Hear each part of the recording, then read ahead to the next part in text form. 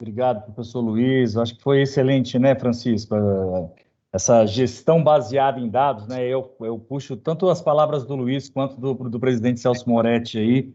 É algo fundamental. Ainda outro dia eu conversava com o pessoal do MAPA, Celso, sobre a quantidade de bases de dados que o setor agropecuário brasileiro, a Embrapa, Conab, observatórios da Embrapa, né, que vocês têm aí no país inteiro, o INIMET, e o desafio que é a integração dessas bases de dados e colocar uma inteligência para poder cruzar essas informações e chegar a um senso comum. Do mesmo modo, na área de saúde, aí, por causa da pandemia, aí, a questão genética, né, a bioinformática, como cruzar todas essas bases de dados, aí, não só no Brasil, no caso da pandemia, né, no mundo inteiro, e fazer essas informações se interagirem e a gente conseguir resultados rápidos para produzir medicações, para reproduzir vacinas, para produzir diagnósticos e tratamentos da maneira mais eficiente, né? Acho que talvez esse seja um dos corações do que a gente falou aqui hoje, né? Agricultura e saúde, mundos diferentes, mas estão conectados, principalmente em relação a essa forma de gestão baseada em evidências, em dados, em coisas concretas para tomada de decisão. Eu não sei se os conselheiros teriam algumas questões agora para nós, Francisco. O que você acha? Sim, vamos abrir aqui para que os nossos conselheiros possam fazer as suas perguntas. O próprio Dr. Celso, sinta-se à vontade para fazer dirigir suas questões ao Dr. Luiz e vice-versa, né? E os nossos conselheiros também, por gentileza, vão levantando a mão para que a gente possa ir passando a palavra gradativamente. Não sei se os nossos palestrantes querem fazer algum comentário adicional, enquanto a gente vai aguardar aqui as perguntas dos nossos conselheiros. Ô Francisco, eu apenas gostaria que, enquanto a gente recebe as perguntas, de cumprimentar, né, o professor doutor Luiz Fernando, né, pela aula que ele deu para nós aqui sobre a importância da ciência na saúde, na medicina, no avanço da sociedade global, né, na sociedade brasileira, né, e aqui externar aí a minha admiração, né, pelo trabalho que vocês todos fazem aí no Sírio-Libanês, cuidando da saúde da nossa população, né? E fiquei muito satisfeito de ver também, né, que nós falamos aí sobre a questão da bioinformática, né? Fiquei muito feliz de ouvir, né, que 67 dias depois de ter sequenciado o vírus, né, a Moderna já estava, né, com a vacina invasada pronta para os testes da fase 1, né? Quer dizer, se alguém tem dúvida que a ciência pode revolucionar o mundo, acho que o que o senhor falou aqui mostra, né, o quão longe a gente pode ir. Então, apenas aqui externar os meus cumprimentos e admiração. Eu preciso de retribuir a admiração não só a você, mas a Embrapa, como eu disse no início, talvez o exemplo mais claro da importância do conhecimento hoje na transformação da sociedade e na solução de um problema grave que é a segurança alimentar e a nossa capacidade de produção de proteína. Muito bom. Temos aqui o Ari Bueno com a mão levantada, depois em seguida a Regina Spadari. Então, Ari Bueno, a palavra está com você.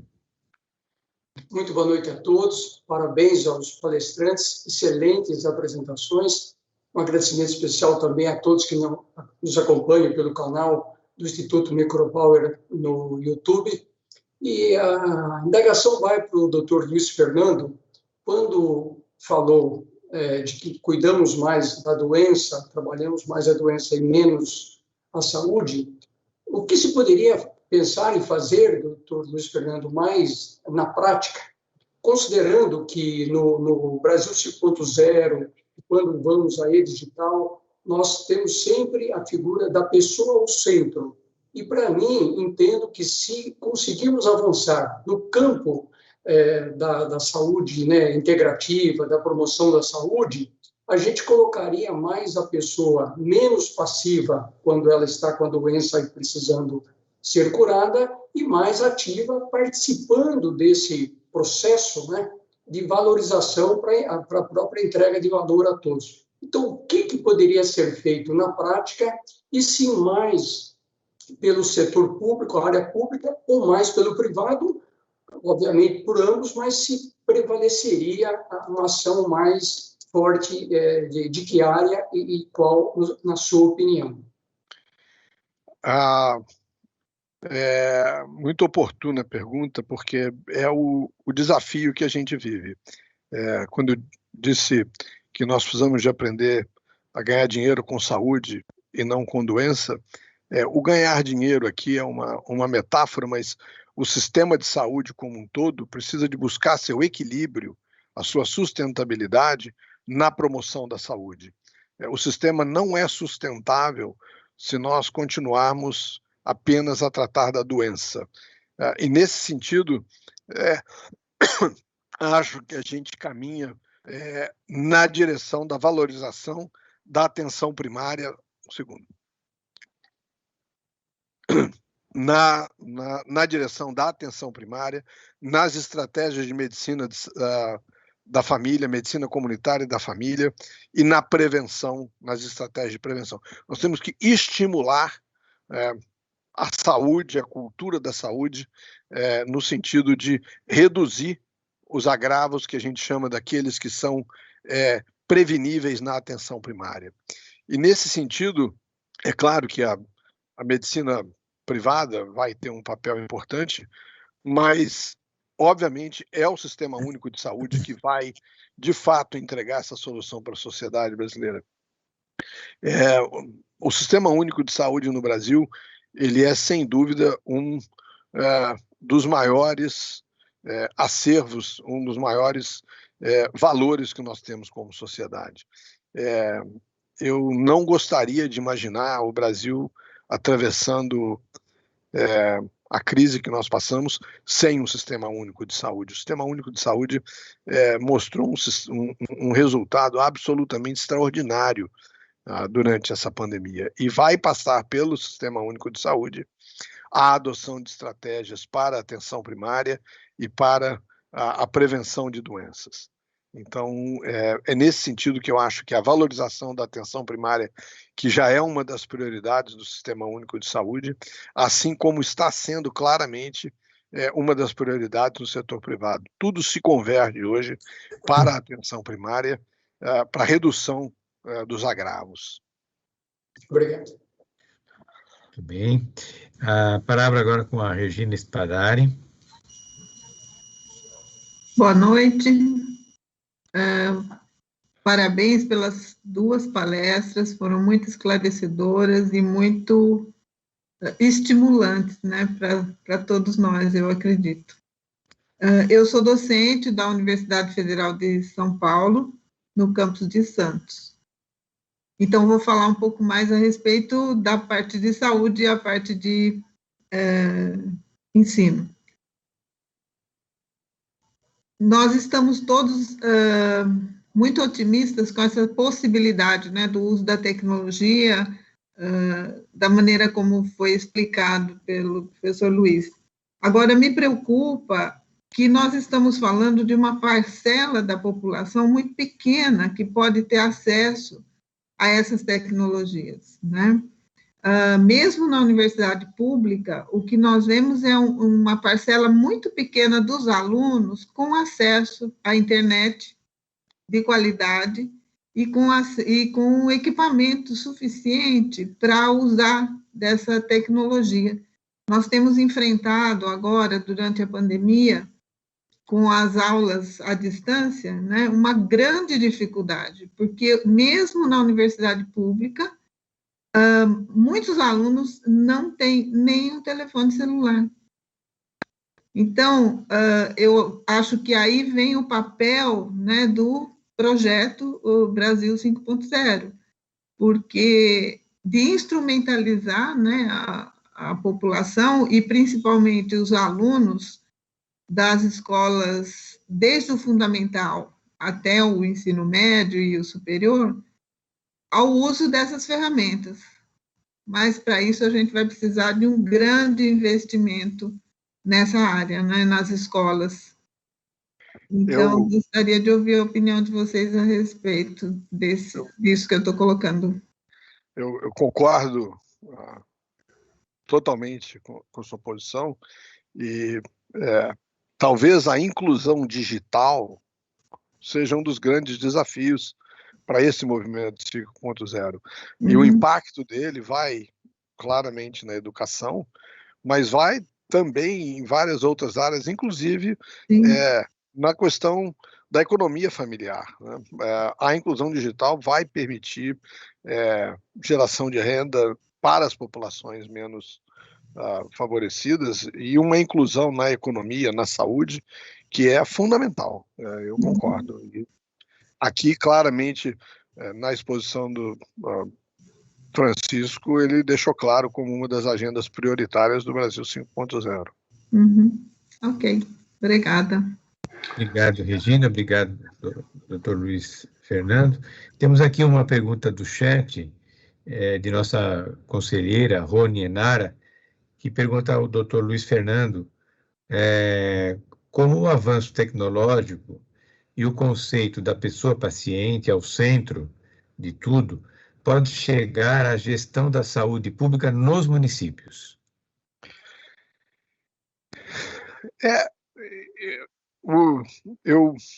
Eu entendo o desafio da saúde,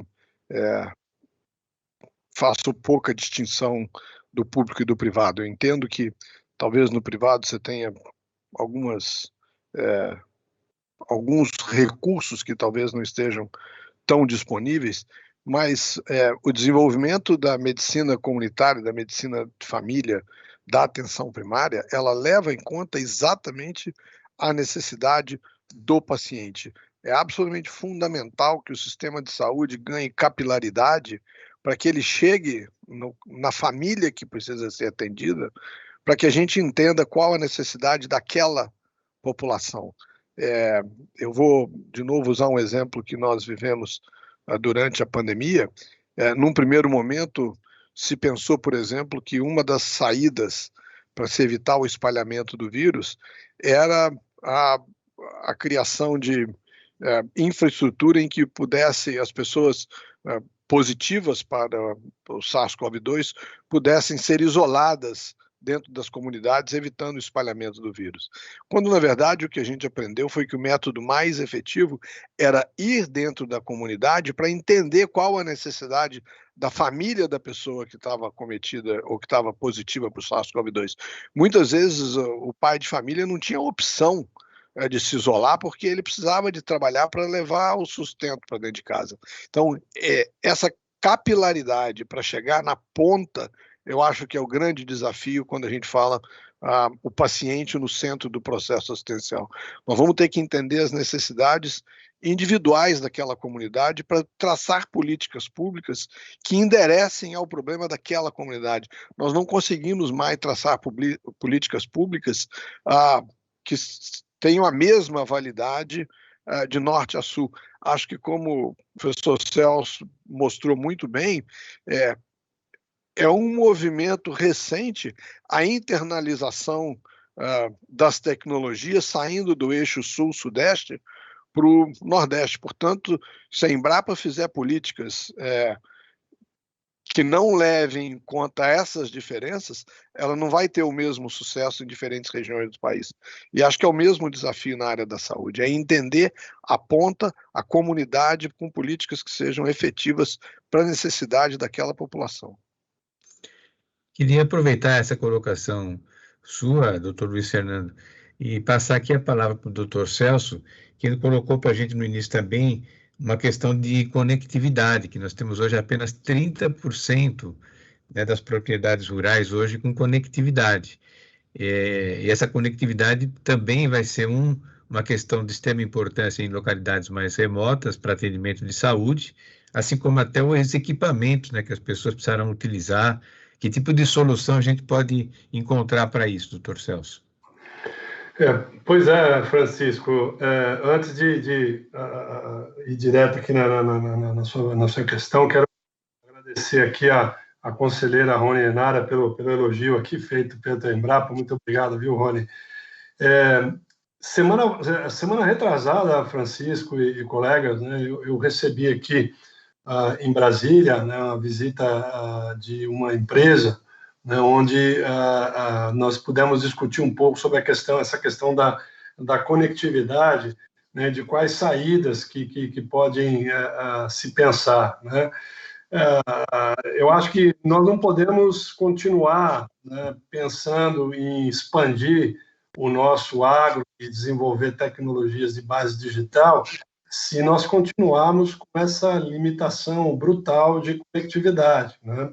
Então, até mesmo aqui no entorno do Distrito Federal, né, que é uma região que tem produtores com altíssima tecnologia, né, nós visitamos recentemente uma propriedade, né, que pertence a um grande grupo, onde só tinha realmente conectividade na casa sede. Você andava 100 metros no campo, né, você já não tinha mais conexão.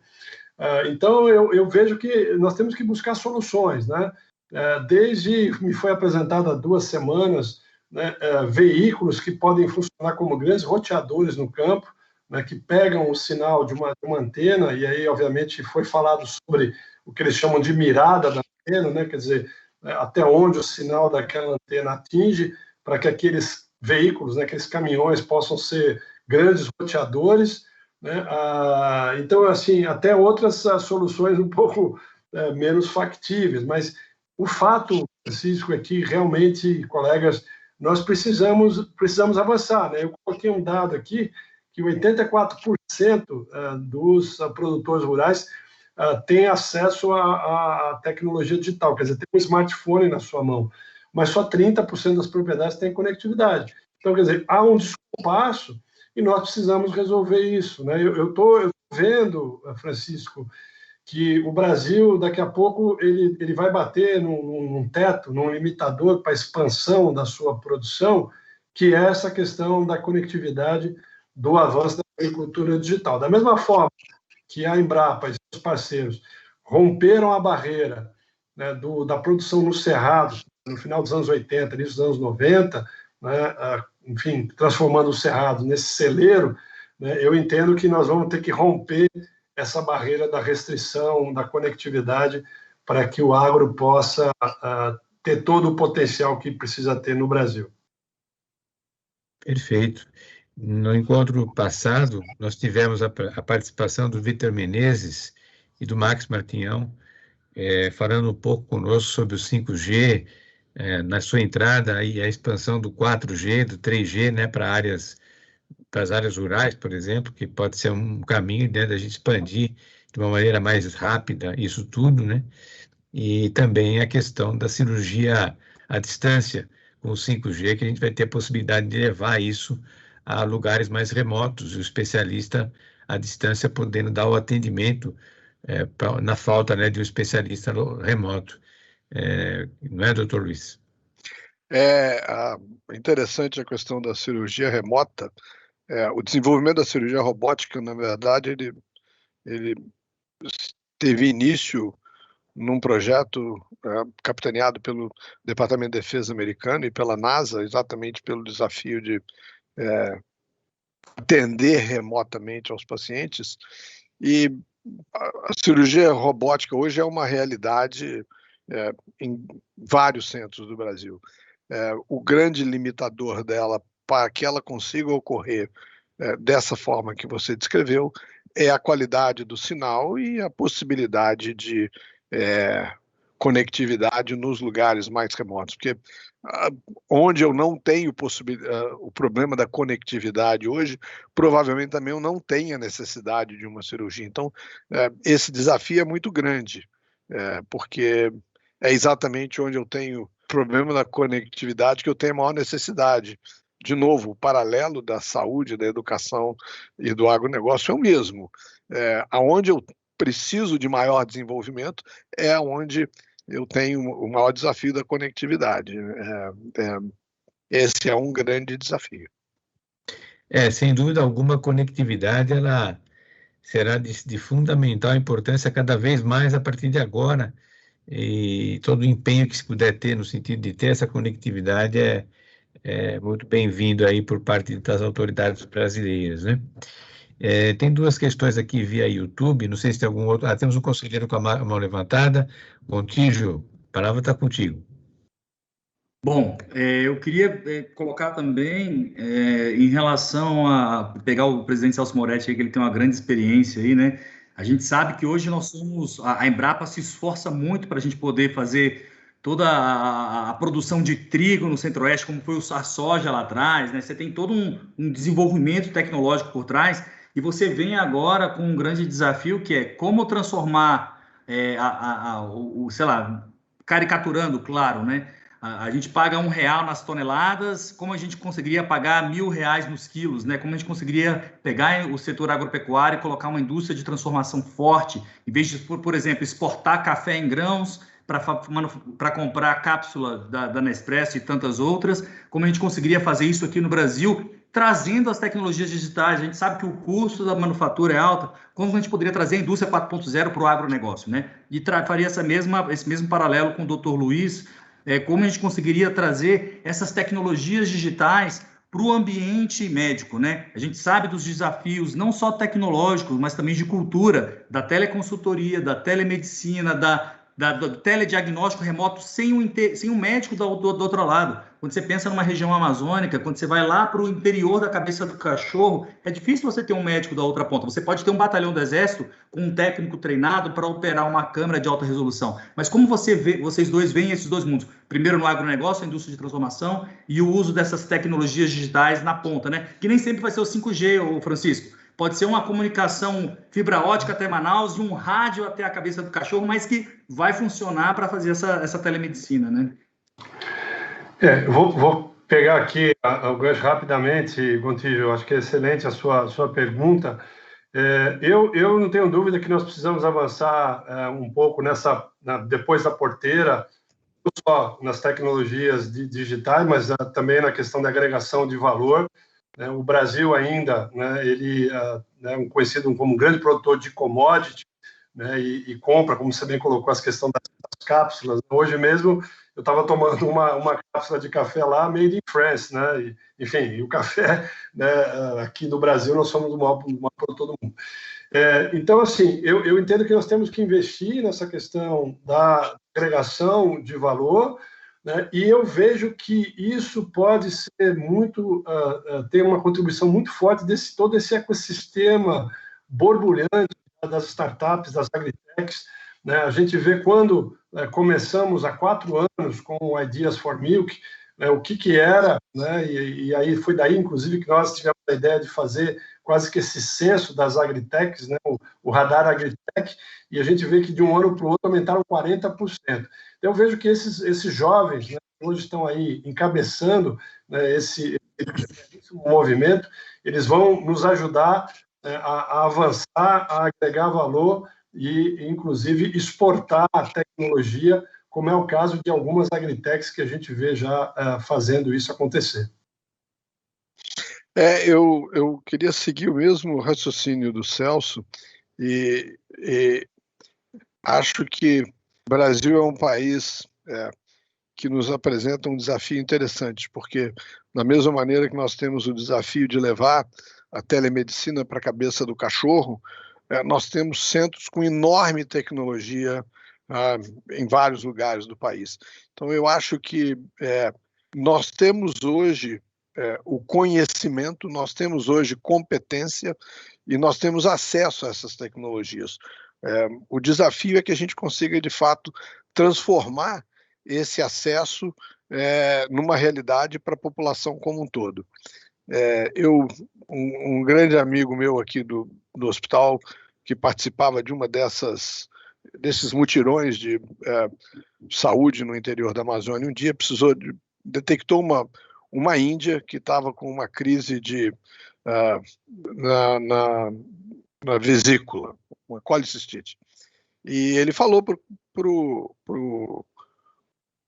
pajé: olha, nós precisamos de operar. E a resposta que ele teve foi a seguinte: se ela morrer dessa doença, ela morreu de morte natural. Se ela morrer na cirurgia, a culpa é sua. Você decide.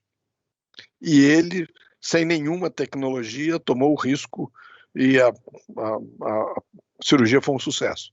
Levar esta tecnologia e levar qualidade e segurança para o atendimento na cabeça do cachorro, me parece que é um desafio menos da medicina, o país domina essa tecnologia, mas é um desafio do desenvolvimento tecnológico do país como um todo.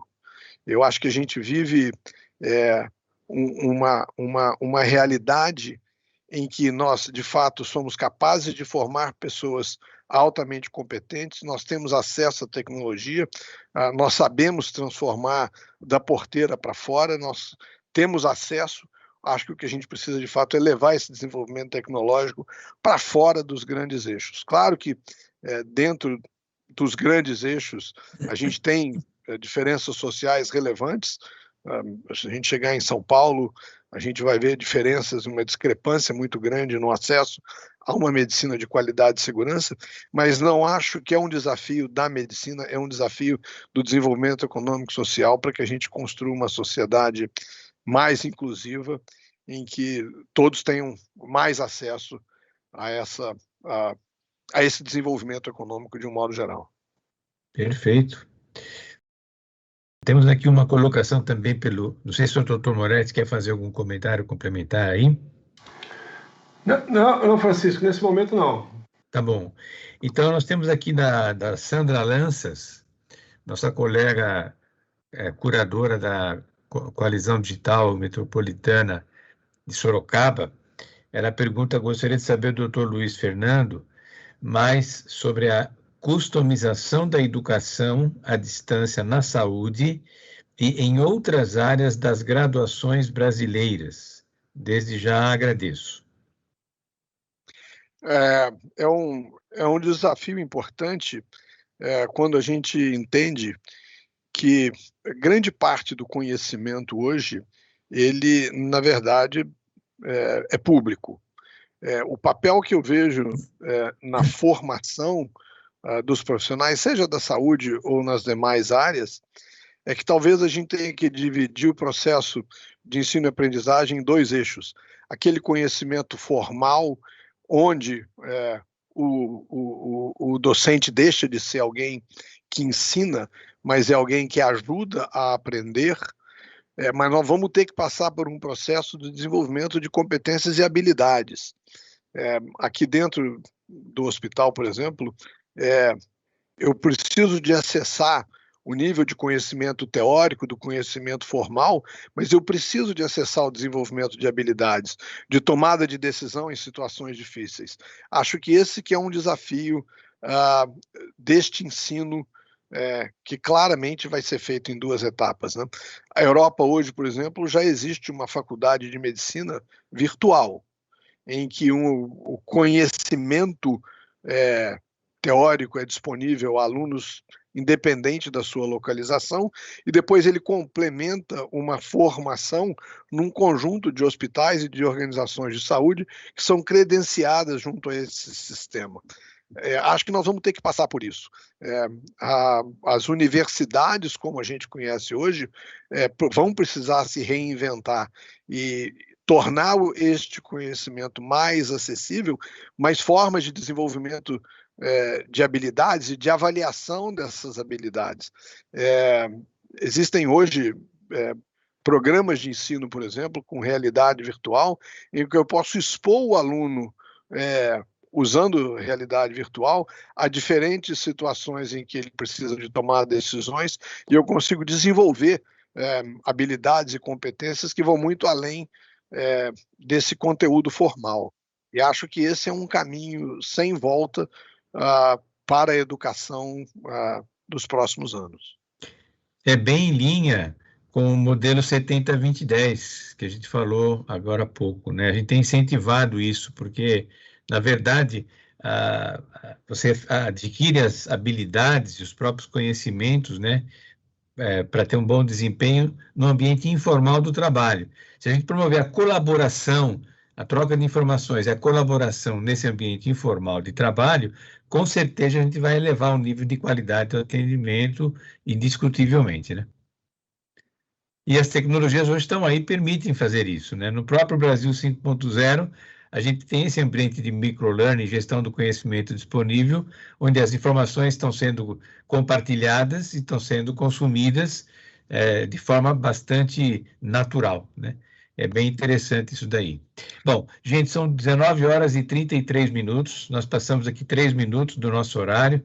Eu queria aqui, nesse momento, primeiramente, agradecer uma vez mais ao Dr. Celso Moretti pela gentil participação e compartilhamento do conhecimento e das informações que nos passou, ao Dr. Luiz Fernando Lima Reis também, por todo o conhecimento transmitido, né? Duas áreas de extrema importância, agricultura e saúde caminham juntos, são irmãs nessa trajetória de um Brasil melhor atendido, com um Brasil de melhor atendimento a todos, e que aqui é passar a palavra para o Major Brigadeiro Luiz Ricardo fazer as suas considerações finais, agradecer ao Gontijo também pelo monitoramento aí, Gontijo.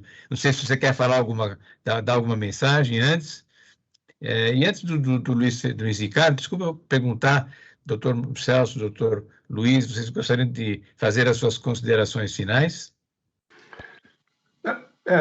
Rapidamente aqui, Francisco, agradecer mais uma vez essa oportunidade de estar aqui num ambiente tão seleto, né? Conhecer o professor Luiz Fernando, enfim, né? Ter essa oportunidade de compartilhar um pouco, né, do que nós fazemos na Embrapa, né? Uma grande satisfação. Nós seguimos sempre à disposição. Conte sempre conosco. Muito obrigado, viu? Agradecemos a sua disponibilidade sempre. Muito obrigado. Doutor Luiz? Eu queria também agradecer a oportunidade, o privilégio de dividir com todos e, mais uma vez, o privilégio enorme de dividir com o Celso e a Embrapa a oportunidade dessa discussão. Gontijo, tudo bem? Tudo certo, só agradecer, foi ótimo bate-papo. Temos que implementar tudo isso que a gente falou aqui. É o desafio, esse é o desafio. Major Brigadeiro Luiz Ricardo. Olha só, se a gente tivesse um programa de auditório, agora ia ser aquele, mas já acabou. Estou aqui me deliciando aqui, que maravilha de duas apresentações fantásticas de um país maravilhoso que nós temos em mãos e que nós temos que fazer melhor, né? É impressionante os dados que a gente vê de um lado, né, da segurança alimentar, do desenvolvimento da inovação, nessa parte, doutor Celso, como eu já tinha falado no início, né, Embrapa uma referência para a gente, um orgulho nacional, é tão bom ver isso. E, ao mesmo tempo, né, a parte da saúde, o Círio também é outra referência para nós, né, como o Brasil, mas ver como andamos próximos um do outro, né, como o Francisco falou, mas também, infelizmente, com alguns problemas comuns, né? A conectividade aí, né, só 30% das nossas propriedades com conectividades, a saúde, né, como o doutor Luiz falou, né, que adianta, né, a gente ter a capacidade da cirurgia remota dentro de São Paulo. Dentro de São Paulo a gente chega fácil, quero ver lá na cabeça do cachorro realmente. Mas isso eu acho que está por trás, né, Francisco, do Brasil 5.0. Essa é a nossa intenção como movimento apartidário, trazer pessoas para a gente conversar isso em prol do nosso país. Eu me lembro, Major, quando eu ia para a Amazônia com meus aviõezinhos lá, e a gente foi instalar o Civan, eu acho que vocês devem ter ouvido falar isso, né? Nós tínhamos as mesmas dificuldades, a gente precisava trazer uma imagem de radar de uma cidade onde não tinha energia elétrica. E aí, de novo, o público, né, o governo, a parte do Estado tem que prover isso realmente para poder fomentar. E hoje, 20 anos depois, voltei numa cidadezinha onde eu lembro que eu pernoitei numa cabana de índio. Hoje nós tínhamos lá uma cidade já perto, uma próspera cidade de quase 10 mil habitantes. Ou seja, o Estado chega, depois vem, né, o privado, vem o que realmente vai dar pujança ao nosso país. Senhores, doutor Celso, doutor Luiz, muito obrigado pela oportunidade, em nome aí, nós, aqui dos conselheiros que estamos aqui, também do pessoal que está no YouTube. Sucesso para os senhores nas duas brilhantes funções que temos aí na mão. E convido a todos amanhã, 6 horas, a gente está aqui, né, como eu já falei, Renato, estou vendo o Renato ali, já estará amanhã com a gente aí também, professores, todos amanhã para a gente conversar de novo de casos de sucesso, casos que dão orgulho de ser brasileiro.